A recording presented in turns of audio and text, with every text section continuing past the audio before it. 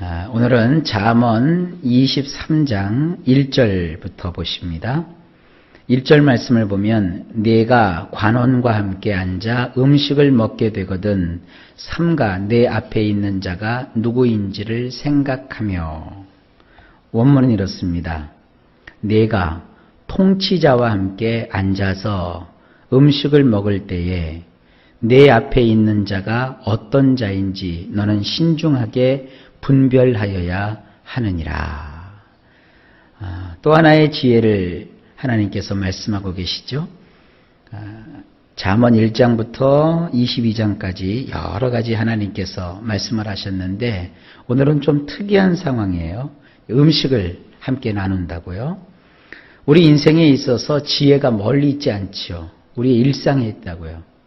누군가 우리가 식사를 같이 할 때가 있지 않습니까? 근데 여기 보면 아랫사람과 식사하는 게 아니라 자기를 다스리는 통치자와 함께 식사를 할 때 어떻게 해야 되는가?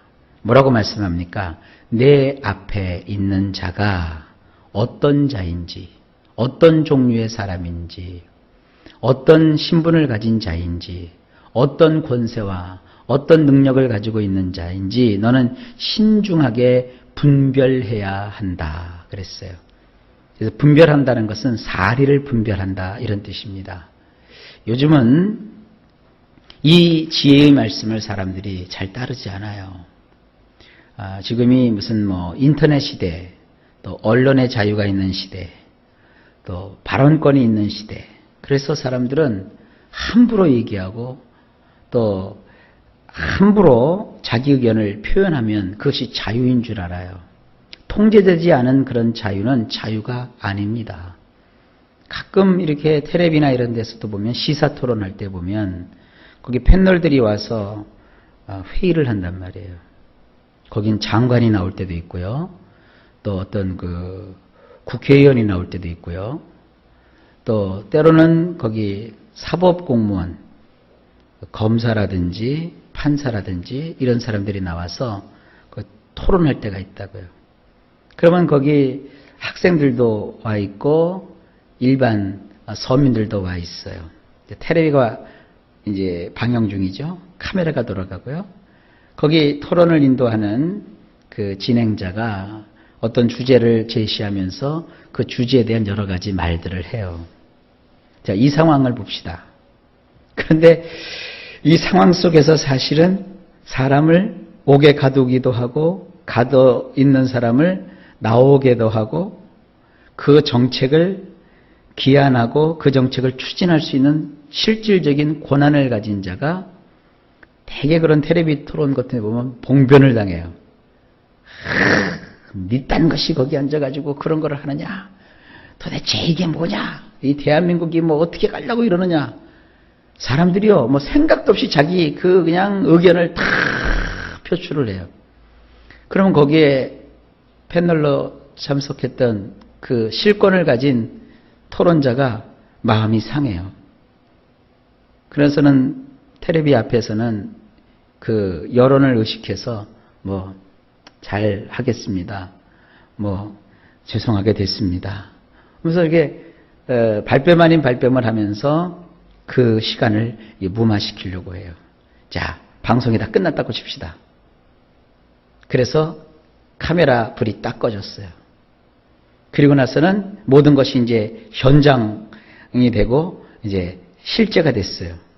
그 상황에서도 그 실질적인 권한을 가진 사람 앞에서 막 삿대질할 수 있을까요? 그 사람 앞에 가서 큰 소리 칠 수 있을까요? 절대 못 그래요. 카메라가 돌아갈 때는 자기들이 잘난 것처럼 하지만 그 잘났다고 얘기하는 사람은 실제로 아무런 권한도 없는 사람이고 그 사람하고 그렇게 맞설 수 있는 어떤 자질도 갖춰지지 않은 사람들입니다. 이런 상황을 보십시오. 우리가 상대가 어느 정도의 힘을 가지고 있고 무엇을 할 수 있는지를 생각하지 않고 자기 기분대로 자기 생각대로만 자꾸 살아간다고요. 여러분 생각을 해보세요. 교회라고 하는 한 공동체를 생각해 봅시다. 교회라는 공동체에서도 우선적으로 하나님의 이렇게 역사하시는 흐름이 있지 않습니까? 주의 종을 통해서 하나님이 역사하시죠. 뽑아서 세우신 기름 부어 세운 주의 종 목사님, 그리고 목사님을 옆에서 보좌하여 함께하고 있는 당회원들, 그리고 또 이들을 위해서 늘 기도하고 헌신하고 수종하고 있는 권사님들, 또 이런 그 교회에 여러 그 질서가 있지 않습니까? 이런 거 다 무시하고 자기가 잘난 거예요. 내가 다 기도했고 내가 다 하고 우리 교회는 내가 다 내 마음대로 하고, 그러다가 이제 임자 만나면 와장창 무너지는 거라고요. 세상살이도 마찬가지입니다. 사람이 이게 우리식으로 말하면 누울 자리에 가서 누워야 되고요. 발을 뻗을 때 가서 뻗어야지. 아무데나 눕고 아무데나 뻗고 말이죠. 이 대중교통을 이용해 보면 참 요즘 젊은 사람들은 그거 옛날 어르신들이 그거 할 줄 몰라서 안 한 거 아닙니다.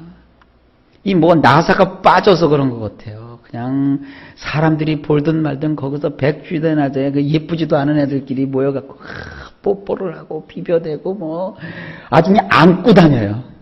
그게 사랑하는 거 아니거든요. 그저 멀리서도 자기 책임 다하고, 어른들이 이런 걸 못해서 그런 게 아닙니다. 남의 시선이 있고 안목이 있고 전체적인 어떤 질서를 중요시하는 겁니다. 그러니까 젊었을 때 보면 이런 지혜가 없이 자기 기분대로만 산다고요. 음식을 먹으니까, 같은 음식 먹으니까 만만한 줄 알고, 절대 그렇지 않습니다. 같이 식사를 하고 있지만 그 사람은 지체가 높은 통치자이고, 나는 그 사람의 말 한마디로 이익을 볼 수도 있고 손해를 볼 수도 있는 자란 말이에요. 그렇다면 내가 누군지를 알아서 말 한마디도 조심해야 되고, 먹는 것 하나라도 아주 주의해야 되는 것, 이것이 지혜입니다. 이런 거를 우리가 잘 자손들에게도 가르쳐야 합니다. 자, 다음 구절을 좀 볼까요? 내가 만일 음식을 탐하는 자이거든 내 목에 칼을 둘 것이니라. 원문이 이렇습니다. 만일 내가 식탐에 사로잡혀 있는 자라면 내 목에 칼을 둘 것이니라.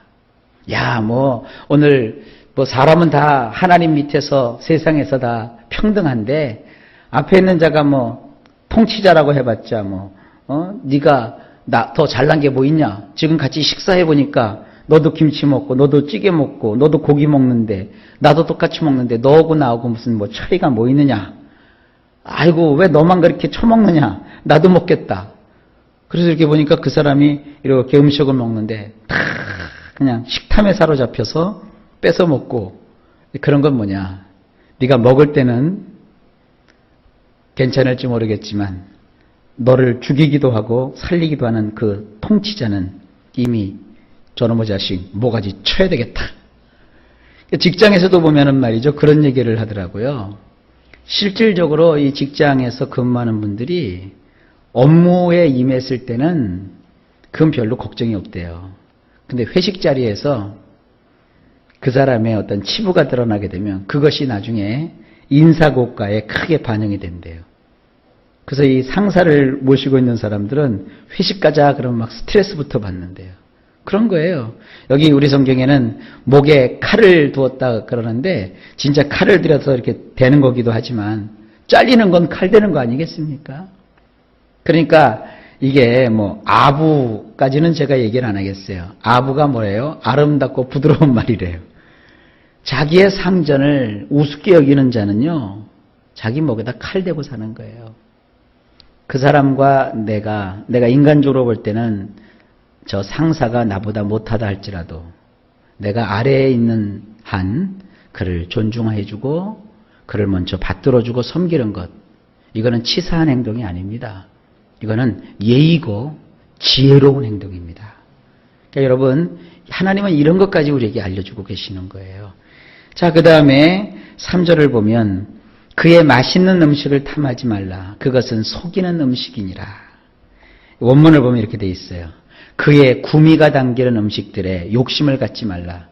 그것은 속이기 위한 음식이니라. 통치자들은요, 큰 권한과 권세를 가진 사람은 아랫사람을 이렇게 시험해 볼 때가 있어요. 이 상황을 보면 같이 식사를 하면서 좋은 그 음식들을 배설해 놓고 그가 어떤 방식으로 이 음식을 먹는가, 이게 살핀다고요. 아우, 나는 이거 잘 못 먹으니까 당신 다 먹으시오. 자네 다 먹게, 자네 다 먹게. 아유, 그러세요? 통치자님? 이거 제가 좋아하는 거 어떻게 하셨어요? 혼자 다 꾸역꾸역 먹어요. 참 잘 먹네. 참 좋아하는구만. 그러면서 속으로 통치자 뭐예요? 저는 돼지 같은 놈. 저는 자리 좋은 자리 주면 저렇게 음식 개걸스럽게 먹듯이 저렇게 사람들 고혈을 다 뽑아 먹겠지? 아유, 저놈은 내가 쓰지 않아야 되겠다. 그래, 오늘 식사하고 너하고 나하고 끝나자. 이게 평가하고 있다는 거예요. 이 상황이 이해가 되십니까? 항상 이 아랫사람은요, 행동을 해서 조심해야 돼요. 이건 조금 빗나간 얘기일지 모르겠지만, 이 목사는요, 이렇게 결국은 사람을 세워서 사람을 쓰는 그런 직분이잖아요. 목사님 여러분 굉장히 바보 같죠? 그러나 목사님들은 다 이렇게 묵묵히 그 사람을 지켜봐요. 신앙을 달아보고 믿음을 달아보고 이것저것 하면서 이렇게 살핀다고요. 그래서 하나님 앞에 하나님 어떤 자가 이 일에 적합한가요? 이 일을 위해서 어떤 자를 뽑아야 되나요? 이런 관점을 가지고 사람을 살핀단 말이에요. 여러분 신앙이 좋다는 것은 하나님 앞에서 내 신앙 그거 옳지 않은 겁니다. 하나님 앞에서 신앙을 가진 사람은 하나님이 세우신 권위 구조인 이러한 것들을 마음속에 간직하고 마땅히 존경할 사람을 존경하고 또 내가 숙여야 될 사람에게 숙이고 도울 사람에게 돕는 거예요. 베드로 사도를 통해서 하나님이 그러셨잖아요. 젊은 자들아 장로들 앞에서 허리를 동여라. 겸손하라 이거예요. 때가 되면 너희를 하나님이 높여주시리라. 자기보다 나이가 많다고 자기보다 또 힘이 없다고 해서 막 젊은 사람들이 자기 혈기로 뭐 할 것 같죠? 천만의 말씀. 우리 믿음의 사람들은 항상 자기 자신을 겸비하게 숙이고 허리를 동이는 그런 자세를 가져야 합니다. 여러분 자신을 스스로 높이지 마시고 하나님의 뜻을 구하는 지혜로운 생활을 하시기를 바랍니다. 자, 그 다음에 이제 4절입니다. 이제 확 또 바뀌어지죠? 분위기가. 부자 되기에 애쓰지 말고 내 사사로운 지혜를 버릴지어다. 원문이 이렇게 돼 있어요. 노력하는 목적이 부자가 되고자 함에 있지 아니하니 내가 그런 식으로 생각하고 있다면 그치라. 뜻이 확 다르죠. 이 노력이라는 말이 이제 노동입니다. 노동. 우리가 세상을 살면서 노동하고 힘쓰고 애쓰는 것이 부자가 되려고 하는 데 있지 않습니다. 부자가 되려고 하다 보면 무리를 하게 되어 있고 무리하다 보면 여러분 어딘지 모르게 고장나게 되어 있어요. 노동은 노동하는 것 자체가 즐거움이 되는 것이고 보람이 되어야 됩니다. 그런데 자꾸 내가 힘쓰고 애쓰고 노력하는 것이 부자가 되려고만 하면 오늘을 행복하게 못 살아요. 돈이라는 게 말이죠. 자기 뜻대로 벌리는 게 아니지 않습니까? 내가 힘쓰고 노력한다고 그만큼 다 돈이 들어옵니까? 그러지 않습니다. 하나님이 도우셔야 되고 부자는 하나님이 이끌어 주셔야 되는 거예요. 그러니까 부자가 되든 안 되든 우리는 항상 일하면서 그 일 자체에서 보람을 느껴야 돼요. 내가 지금 이 일을 할 수 있다는 건강이 있다는 거. 내가 또 이 일을 위해서 노력하고 애쓰고 힘쓰고 기도한다는 것 자체가 먼저 우리에게 소망이 되고 즐거움이 되는 거예요. 그런데 만약에 부자가 되려는 그런 목적만 가지고 노력을 하게 되면 그리고 나는 꼭 부자가 돼야 돼, 부자가 돼야 돼 그런 식으로만 생각을 하고 있다면 그치라 이거예요. 그런 것을 그치라. 왜 그러느냐? 자, 5절입니다. 내가 어찌 허무한 것에 주목하겠느냐. 정령이 재물은 스스로 날개를 내어 하늘을 나는 독수리처럼 날아가리라. 원문은 이렇습니다. 내 두 눈이 그것 위로 날아다니고 있느냐. 허무하니라. 왜냐하면 하늘들을 날아다니는 독수리같이 그것은 양 날개를 만들어 그렇게 하느니라.